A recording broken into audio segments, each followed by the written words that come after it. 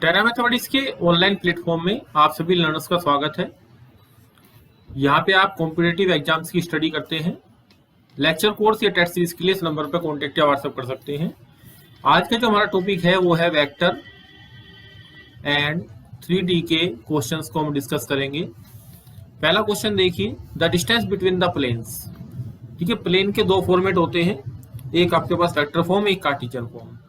तो यहाँ पे हम सिर्फ क्या करते हैं कि xi plus yj plus zk ये अगर हम रखेंगे और यहाँ पे डॉट प्रोडक्ट करेंगे इसके साथ, तो प्लेन की जो इक्वेशन आपके पास आएगी वो आएगी x plus 2y minus k 2z और प्लस का 5 इक्वल टू 0। इसी तरीके से इस प्लेन की जो इक्वेशन कन्वर्ट होके आएगी वो आएगी आपके पास x प्लस 2y माइनस का 2z और माइनस का 8 इक्वल टू 0। अब हमारे पास दो प्लेन ये आ गए, इनके बीच में हमें क्या निकालनी है, डिस्टेंस निकालनी है। तो देखिए दोनों प्लेन के अंदर पहली जो तीन टर्म है वे तीनों हमारे पास क्या है, सेम है। तो जो हम तीनों को सेम कर लेते हैं, तो जो हमारे पास कांस्टेंट वाली टर्म है उसके थ्रू निकालते हैं। फॉर्मूला हमारे पास क्या आएगा, डिस्टेंस बराबर d1 माइनस d2। तो यहाँ पे 5 माइनस का 8, equation of plane ax plus by plus cz और प्लस का d की फॉर्मेट में होती है। जब पैरेलल प्लेन होते हैं तो इसको d1 लिख लेते हैं, दूसरी में d2 लिख लेते हैं। पहली तीनों टर्म सेम होती है, तो d1 minus d2 upon under root a square plus b square. तो यहाँ पे 1 का स्क्वायर 1 प्लस 2 का स्क्वायर 4 प्लस 2 का स्क्वायर 4 और ये कितना आ गया हमारे पास, 8 और 5 13, 13 अपॉन 9 और इसका आएगा 3। तो 13 अपॉन 3 हमारा करेक्ट आंसर हुआ। तो क्वेश्चन को आप क्या करेंगे, देखिए वेक्टर फॉर्म में फॉर्मूले लर्न करने उनको अप्लाई करना थोड़ा सा मुश्किल काम होता है, तो इसलिए हम क्या करते हैं, अधिकतर क्वेश्चन को वेक्टर फॉर्म से कार्टेशियन फॉर्म में इंटरचेंज कर लेते हैं। उससे कैलकुलेशन सोल्व करना हमारे लिए क्या हो जाता है, ईजी हो जाता है। और 2D के जो फॉर्मूले हैं वही एक्सटेंड हो जाते हैं 3D में। क्वेश्चन नंबर 2 देखिए, the equation of the plane containing the line. हमें वो प्लेन बताना है जो एक लाइन को कंटेन करता हो। अब देखिए प्लेन किससे डायरेक्ट होता है, अपने नॉर्मल से डायरेक्ट होता है, और एक ये लाइन है जो इस प्लेन के अंदर लाई करती है। लाइन अपने पैरेलल एक वेक्टर जो होता है उससे कनेक्ट होती है। तो वो वेक्टर कौन सा होता है, आर वेक्टर बराबर, इक्वेशन देखिए, A vector plus lambda B vector. तो ये जो वेक्टर मेरे पास है ये बी वेक्टर है जो इस प्लेन के अंदर लाई कर रहा है। ये वेक्टर हमारा क्या है, बी वेक्टर है। अब हमें इक्वेशन ऑफ प्लेन निकालना है जो कंटेन करता है इस लाइन को।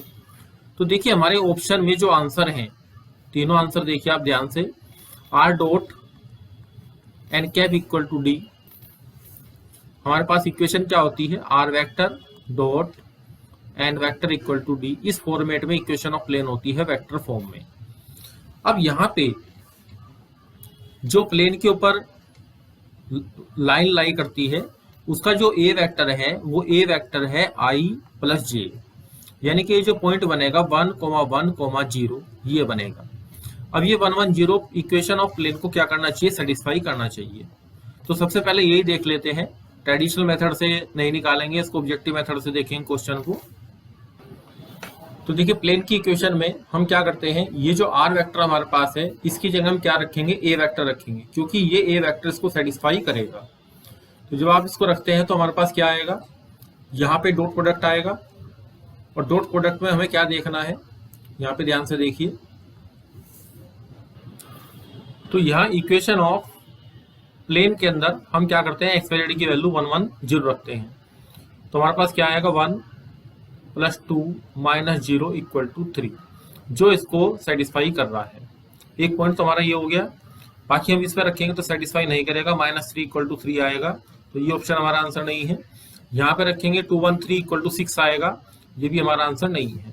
तो ये पॉइंट इसको सेटिस्फाई कर रहा है, लेकिन अभी कंफर्मेशन नहीं हुई। सेकंड कंफर्मेशन कैसे निकालेंगे कि ये जो मैंने प्लेन की फिगर बनाई है, यहाँ पे लाइन इसके अंदर लाई करती है, ये नॉर्मल टू द प्लेन है, तो ये दोनों क्या होने चाहिए, आपके 90 डिग्री बनाने चाहिए। तो हमारे पास क्या होगा, देखिए मैंने हाईलाइट कर दिया है, ये हमारे पास क्या है, लाइन के पैरेलल एक वेक्टर है और ये नॉर्मल टू द प्लेन है। अब आप देख लीजिए कि इनका जो डॉट प्रोडक्ट है वो 0 आएगा कि नहीं आएगा। तो देखिए डॉट प्रोडक्ट इनका क्या आएगा, 0 आएगा। 2 1 जा 2, देखिए ध्यान से, और यहाँ पे 2 1 जा 2 4 और 4 - 4 क्या हो गया, 0 हो गया। तो दोनों तरीके से हमने कंडीशन को सेटिस्फाई करा लिया। तो ये आपका शॉर्ट टेक्निक का क्वेश्चन हो गया जिसको हमने ऑप्शन के थ्रू सोल्व आउट किया। कुछ क्वेश्चन आएंगे आपके फॉर्मूला बेस, जो मैंने आपको ऊपर बताया, क्वेश्चन नंबर 1। कुछ क्वेश्चन इस तरीके के आते हैं, कुछ क्वेश्चन में आपको ये चीज लगानी है, क्योंकि सीधे सीधे हम क्वेश्चन को सब्जेक्टिव मेथड से निकालेंगे तो ये लेंथी हो जाता है। तो देखिए ये आपके टॉपिक को समझने की अप्रोच है कि आप टॉपिक को किस तरीके से समझते हैं, किस तरीके से उसके अंदर काम करते हैं। नेक्स्ट क्वेश्चन देखिए, क्वेश्चन नंबर 3। देखिए क्वेश्चन नंबर 3 के अंदर आपको क्या दे रखी है, एक इक्वेशन आपको दी गई है, इसको पूछा कि किसको रिप्रेजेंट कर रही है। तो आर वेक्टर को हम इसको क्या करते हैं, कार्टेशियन से, इसको कार्टेशियन फॉर्म में चेंज कर लेते हैं वेक्टर से। तो ये बनेगा x² + y² तो ये इक्वेशन आपकी फ्रेम होके आ जाएगी। उसके बाद आप क्या करते हैं, इस फॉर्म में जो भी हमारे पास इक्वेशन होती है उसको हम चेक करते हैं। देखिए सर्किल में तो नहीं आएगा ये, क्योंकि सर्किल में हमारे पास 2 ही वेरिएबल होते हैं। अब इक्वेशन ऑफ प्लेन में 2 डिग्री की टर्म नहीं आती, ये भी नहीं होगा। अब बात रह गई कि स्क्वायर ऑफ रेडियस 4 बनेगा या स्क्वायर ऑफ रेडियस 3 बनेगा। इसको हमें क्या करना है, जज करना है। अब इसमें ये तो कंफर्म हो गया कि ये स्क्वायर बनना चाहिए। अब रेडियस की बात है तो r बराबर क्या होता है हमारे पास, u² + v² + w² और माइनस का d। इस तरीके से फ्रेम करते हैं इक्वेशन को। तो यहाँ पे u बराबर कितना आएगा आपके पास, x के कोएफिशिएंट का हाफ का निगेटिव, तो 1 का स्क्वायर 1 + 2 × 2 = 4 + 1 और माइनस के 10, क्योंकि जो कांस्टेंट की वैल्यू है वो हमारे पास -10 है। तो इस तरीके से ये क्वांटिटी आपके पास जनरेट होगी, कितनी आ जाएगी, 16 आ जाएगी। तो हमारे पास रेडियस 4 होगी, तो इसलिए सी ऑप्शन आपका करेक्ट आंसर होगा। क्वेश्चन नंबर 4 देखिए, हमें शॉर्टेस्ट डिस्टेंस निकालनी है बिटवीन द लाइंस। अब लाइंस के बीच में आप जो शॉर्टेस्ट डिस्टेंस है वो किस तरीके से निकालते हैं। सबसे पहले इक्वेशन ऑफ लाइन आपको पता होनी चाहिए, r वेक्टर बराबर a vector + lambda b vector हमारे पास होता है। तो जो shortest distance between the lines हम निकालते हैं तो ये लाइन हमारे पास क्या हो जाती है, स्क्यू लाइंस हो जाती हैं। और स्क्यू लाइंस क्या होती है, पैरेलल प्लेन में लाई करती है, एक दूसरे के ऊपर पैरेलल जो प्लेन होते हैं इस तरीके से उनमें ये लाई करती है। शॉर्टेस्ट डिस्टेंस इनके बीच की निकाली जाती है। तो इसके लिए हमारे पास फॉर्मूला क्या होता है, a2 - a1 dot b1 cross b2। ये हमारे पास क्या बनेगा, a1 वेक्टर बनेगा पहली लाइन में, ये हमारे पास b1 वेक्टर बनेगा, यहाँ पे a2 वेक्टर बनेगा, और ये जो s के साथ है कांस्टेंट के साथ, ये आपका b2 वेक्टर बनेगा। तो a2 - a1 dot b1 cross b2 upon b1 cross b2 का मॉडुलस, ये फॉर्मूला आप अप्लाई करेंगे तो फॉर्मूला बेस्ड क्वेश्चन है, आपका आंसर 4 आ जाता है। कैलकुलेशन करके देख सकते हैं। नेक्स्ट क्वेश्चन देखिए, क्वेश्चन नंबर 5। यहाँ पे इक्वेशन ऑफ लाइन पूछी गई है passing through the point. 2 point आपको दिए गए हैं। तो यहाँ पे आपके पास इक्वेशन क्या होती है, r वेक्टर बराबर a vector + lambda b vector और माइनस का a वेक्टर। इस फॉर्म से आप निकाल सकते हैं। इसको पहले वाले को आप a वेक्टर मान लें और दूसरे वाले को बराबर b वेक्टर मान लें। तो जब हम इसको अप्लाई करेंगे तो लैम्डा की जगह यहाँ क्वेश्चन के अंदर t ट्रीट किया गया है, तो आप t को ही मान लेंगे इसमें। और ऐसा करने से इस इक्वेशन को इस तरीके से लिख सकते हैं, 1 - t × a vector + lambda b vector. इसी फॉर्म का आपके क्वेश्चन में यूज किया गया है।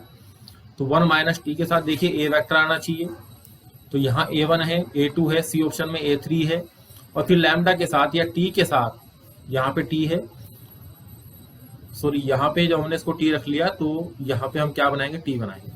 तो t के साथ क्या आना चाहिए, b वेक्टर आना चाहिए। तो सी ऑप्शन आपका करेक्ट आंसर हो गया। क्वेश्चन नंबर 6 देखते हैं, the image of the point with the position vector. ये पॉइंट है और एक प्लेन के अंदर क्या बनाना है, इसकी मिरर इमेज बनानी है। तो देखिए वैसे तो पर्टिकुलर इसका हमारे पास क्या है, फॉर्मूला है, लेकिन इसका एक शॉर्ट टेक्निक भी हमारे पास है कि ये जो पॉइंट हमारे पास है ये 1, 0 और 3 हमारे पास है।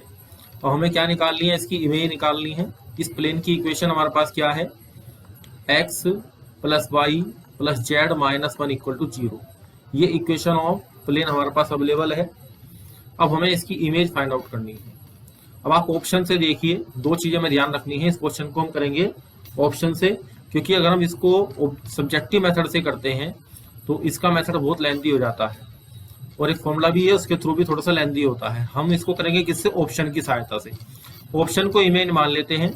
तो सबसे पहली बात तो क्या है कि जब ये इसका मिड पॉइंट बनेगा, जब यहाँ पे ये इसकी इमेज बनेगी, तो इन दोनों पॉइंट का mid point equation of plane को जो मैंने लिखी है इसको सेटिस्फाई करेगा। सबसे पहली बात तो ऑप्शन पहला ले लीजिए आप। वैसे इसका करेक्ट आंसर सी ऑप्शन है। आप ऐसे ट्राई करेंगे ए को, बी को, सी को, तो मिड पॉइंट देख लेंगे किसको सेटिस्फाई कर रहा है। अब ऐसा भी हो सकता है कि मिड पॉइंट को सेटिस्फाई करने वाले, क्योंकि यहाँ से एक लाइन ऐसे भी बनाई जा सकती है कि जिसमें कि मिड पॉइंट यहाँ लाई करे, तो एक से ज्यादा ऑप्शन भी आपके इसको सेटिस्फाई कर सकते हैं। तो सेकेंडली, फर्स्ट तो हम देखेंगे शॉर्टकट मेथड आपका कि मिड पॉइंट किस पे लाई कर रहा है। दूसरी बात, अगर वो एक ही पॉइंट आता तो वही आंसर हो जाएगा। अगर चारों आंसर दिए हैं, नन ऑफ दिस आपको अगर नहीं दिया गया है तो यही आपका करेक्ट आंसर हो जाएगा। अब इसमें सेकंड थिंग क्या है कि जो हमारे पास ये वेक्टर आएगा, ये पॉइंट मान लिया ए है, ये पॉइंट इमेज बी बनती है, तो ए बी वेक्टर जब आप निकालेंगे तो ये आपके नॉर्मल टू द प्लेन क्या है, आई प्लस जे प्लस के, क्योंकि प्लेन हमेशा किससे कंडक्ट होता है,